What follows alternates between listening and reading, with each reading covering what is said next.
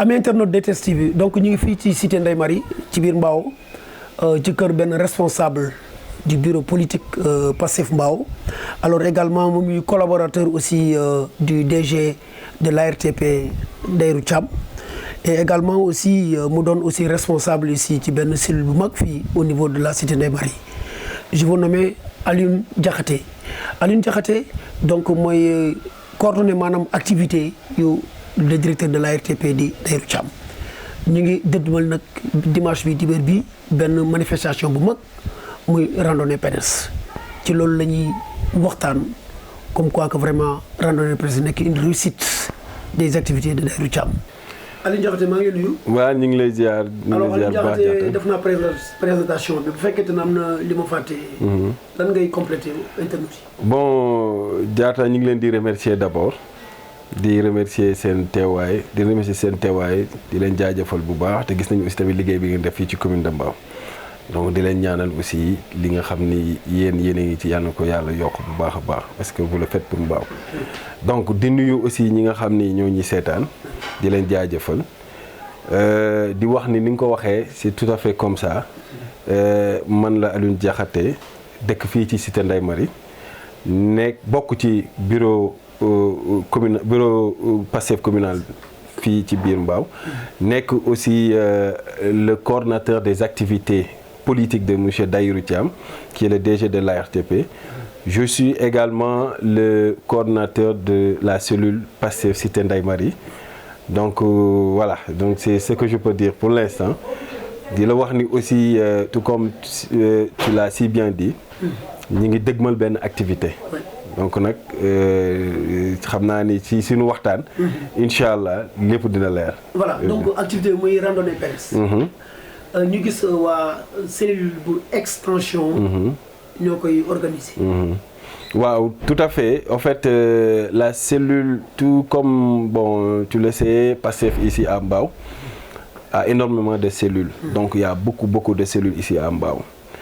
donc le DG de l'ARTP monsieur Dairou Thiam dafa nekk en collaboration avec la cellule Pastef bu nekk Kër Mbaye Fall extension. donc pour def randonnée bii nga xam ni moom la ñuy waajal. alors mais pourquoi le choix c'est-à-dire tànnu leen beneen kii mais ngeen tànn randonnée pédestre.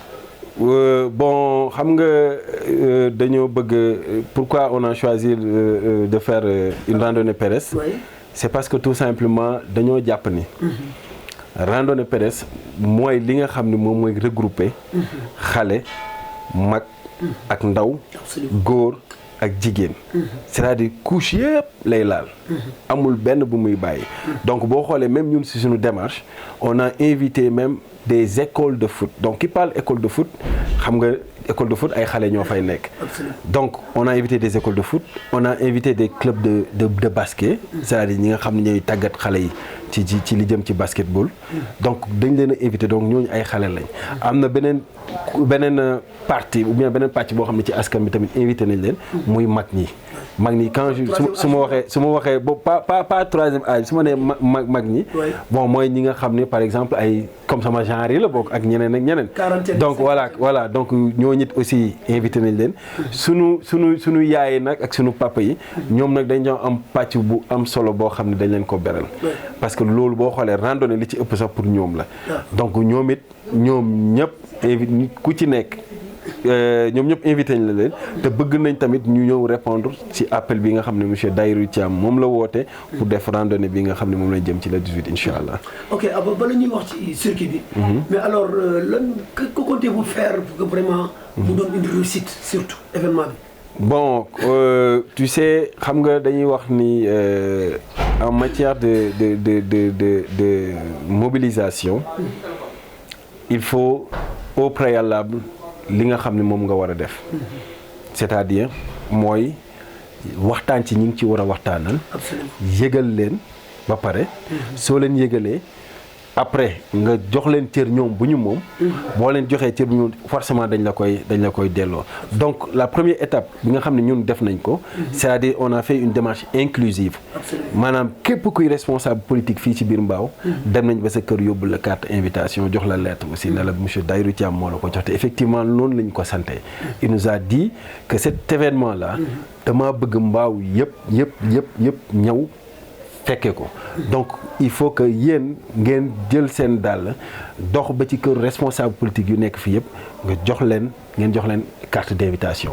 Yemul ci loolu il nous a aussi dit d'aller voir les autorités coutumières yi nga xam ne ñoo nekk fii biir Mbao muy ñoom ndey ji réew muy ñoom jaraaf muy ñoom ñeneen ak ñeneen jox nañ leen aussi seen carte d'invitation. Donc on a invité pratiquement tout le monde, les imams képp koo xalaat ni mi ngi yeewoo fii biir Mbao ne dem nañ ba sa kër jox ko jébbal la ko ou bien su fekkante ne joxuñu ko jox nañ ko koo xam ne un responsable la boo xam ne moom dina ko mën a yeggee incha allah. Toutes les partis politiques. Donc je peux dire toutes les parties on évite toutes les parties tous les partis politiques on évite tous les partis politiques. On a évité aussi toutes les parties prenantes c'est-à-dire képp kuy def sport képp koo xam ne làmb ñor na la parce que tey jii nii xam nañu Mbao am na ay écuries yu fi nekk invité nañ leen képp koo xam ne tamit leneen ak leneen moo la ñor te mu doon loo xam ne lu jëm ci tàggat yaram la invité nañ la ci bis bi. Les AIC également. Les AIC président zone yi invité nañ leen président zone 14 président zone 15 ñoom ñëpp invité nañ leen d'ailleurs sax yàggul dara déggante nañu au téléphone. Donc c'est comme ça cette démarche là qu'on a ñun moom lañu entreprendre moom lañu def pour éventuellement cette journée là soit une réussite totale. Alors donc on peut parler du circuit. Oui bon par rapport au circuit bi. On a jugé nécessaire de prendre départ au niveau de la cité Ndeye Marie, c'est-à-dire en face stade bi. Garage Clando bi côté boobu boo ko dépassé tout précisément donc foofu la ñuy démarrer. Maintenant bu ñu démarrer foofu. dañuy longer tali bi ba côté Cyprès bu ñu jógee Cyprès am na benn tali karo bu nekk foofu noonu bu ñu woowee Baobab 2 donc tali karo bu bees boobu noonu di lancer aussi un appel xam naa ne bokkul sax ci randonnée bi mais tali boobu yeggagul donc véritablement il faut que tali boobu ñu xoolaat ko bu baax saytuwaat xool liggéey bi su fekkante ne dañ ko mën a yeggali dina baax trop parce que yoon boobu noonu vraiment yoon bu am solo la ci suñu ñu dëkkee ci gox bii nii donc muy cité Ndeye Marie di Clémence di Cyprès di Baobab ñu ci bëri yoon boobu dañ koy jël donc bis bu paree incha allah dinañu mën a jàppale dinañu dimbali ci lu bëri. Donc aussi pour revenir un peu par rapport à randonnée bi étape boobu noonu bu ñu duggee Baobab dañuy wàcc dem Sidak dem Baye Niass Sidak bu ñu génnee foofu noonu mooy tali bi jëm bu ñu jógee mairie bi di wàcc am na beneen tali karo booy jël dugg biir Kër Mbaye Fall extension donc Kër Mbaye Fall extension bi nga xam ne moom moo collaboré ak le DG donc foofu la ñuy jaar pour yegg foofu noonu bu ñu fa jógee jaar lycée Mbao après dem Petit Mbao yegg Bënnux ba incha allah. Bënnux ba mooy plage Petit Mbao bi. donc foofu mooy Bënnux voilà foofu mooy terminus bi foofu la ñu nar a terminer. alors léegi ci circuit bi en fait mais sapeur pompier war na ñëw parce qu'on ne sait jamais. oui sapeur pompier woon nañ leen. d'ailleurs ñoom ñëpp. muy sapeur pompier muy gendarmerie muy la gendarmerie ñoom ñëpp luñ ci waroon démarche yu ñu ci waroon def yëpp def nañ ko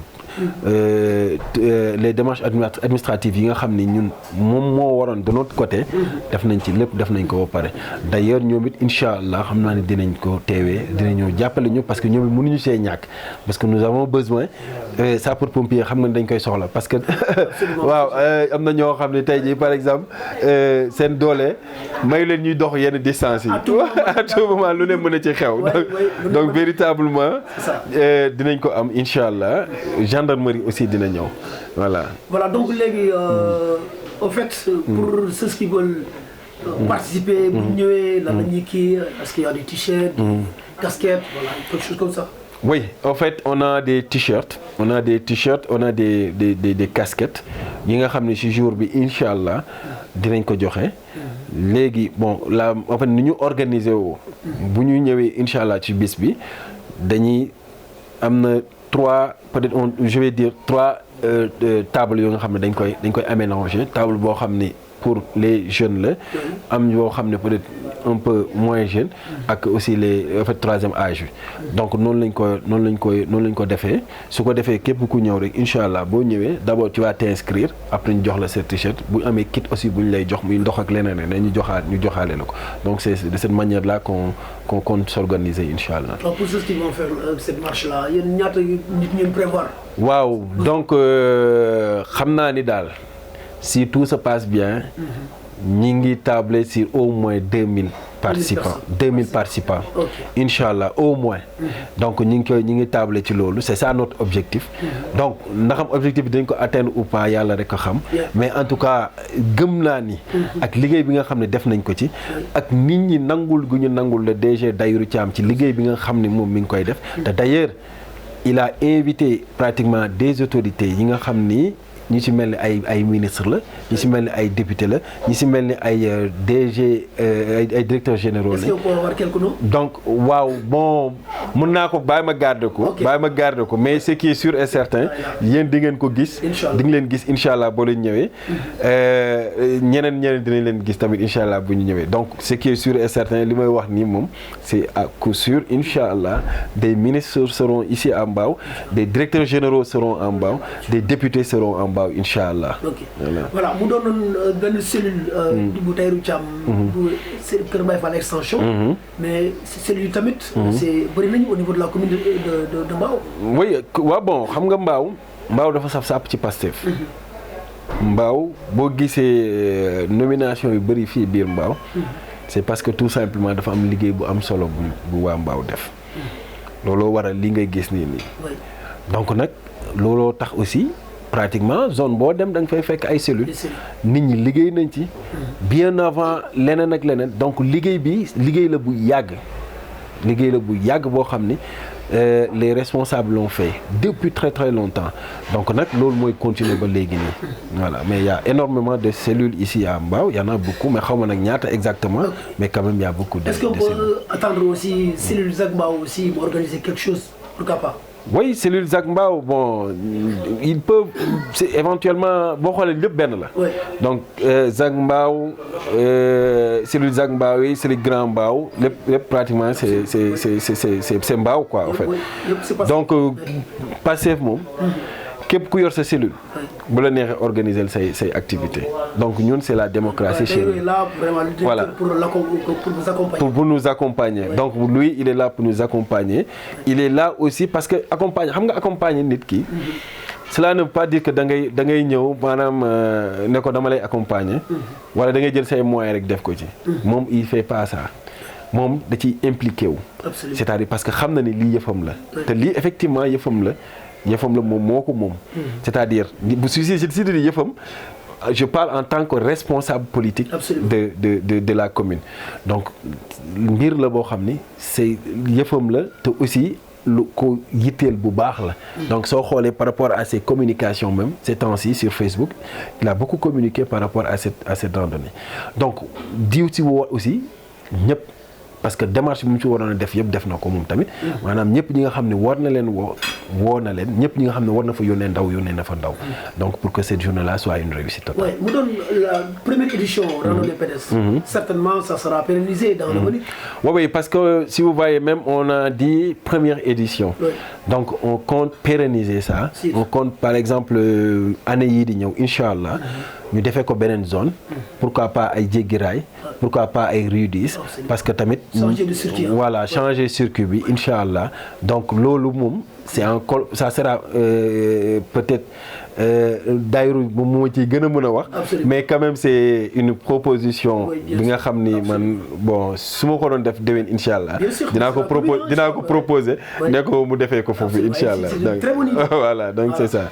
Alors donc mu doon aussi les lancements aussi des activités de Tahirou Thiam de la RTP que nous saluons au passage monsieur Dey et que léegi à part ça est-ce que il y a aussi bon comme c'est le lancement il y aura d'autres activités qui vont suivre certainement.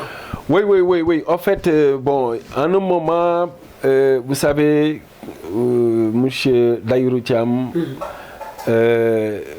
peut-être moment bi nga xam ne dañ ko nommé DG ARTP il avait beaucoup de choses à faire. Hein. Il avait énormément de choses à faire. Il avait tendance à me dire le plus souvent terrain yi dafa bëri. maanaam du terrain politique bi rek moo am.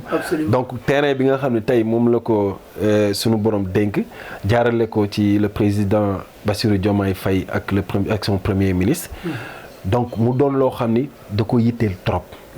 donc il avait un peu pas gelé mais dafa mettre un peu en stand-by ses activités politiques pour se concentrer ci li nga xam ne moom lañ ko dénk. mais ba mu demee ba yëpp leer ci bëtam. ba mu gis ni lépp leer na. maintenant mu jëlaat li nga xam ne tey jii nii moom jàpp na ni warul nekk loo xam ne dañ koy teg muy les activités politiques. donc ces activités politiques lii dafay relancer ces activités politiques yi nga xam ni moom la yàgg a nekkee fii ci biir commune de Mbao. Voilà donc on a aussi d'autres activités yi nga xam ne ñu ngi koy waajal pour répondre à votre question. On est en collaboration aussi avec l'IAM. Le professeur Pape Djibi Diakhaté. Donc ñu ngi compter def benn synthèse philosophique inchallah sous peu de temps, c'est-à-dire au mois de juin. Donc avec lui il va faire la synthèse philosophique. Donc il y aura aussi une journée d'orientation pour les futurs bacheliers. Fan la koy amee rek. Fan la koy? Dans la commune. Dans la commune, oui, ça sera ici, dans la commune. Et ça, c'est une activité organisée par le directeur général. Donc c'est Daïrou, le directeur général, moom mooy organiser aussi cette activité-là. Okay. Donc moo bëgg inchallah monsieur Pape Djibi Diakhaté ñëw def fi synthèse philosophique. defal ñu journée d'orientation te aussi tamit ñoom it ñu baax trop ils nous ont offert 2 bourses d'études. Voilà pour seen participation ci journée bi nga xam ne mi ngi ñëw inchallah. Voilà donc encore des activités certainement. Le directeur de la RTP. xam naa ci nawet lañ jëm. wax nawetaan wax aussi. Bien sûr les inondations. te loolu yëpp xam naa aussi am na ci programme certainement. Bon voilà xam naa loolu moom. waaw yow yaa may dugal ay. alors donc Aline. alors donc tey activité yi démarré na.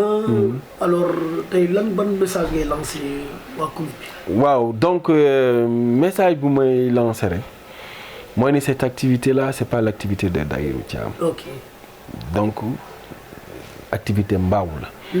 c'est-à-dire tout Mbao ñoom moom cette activité là. Absolument. Parce que tey Daïrou ne représente en fait Daïrou il représente pratiquement tout Mbao. Oui. Il représente tout Mbao.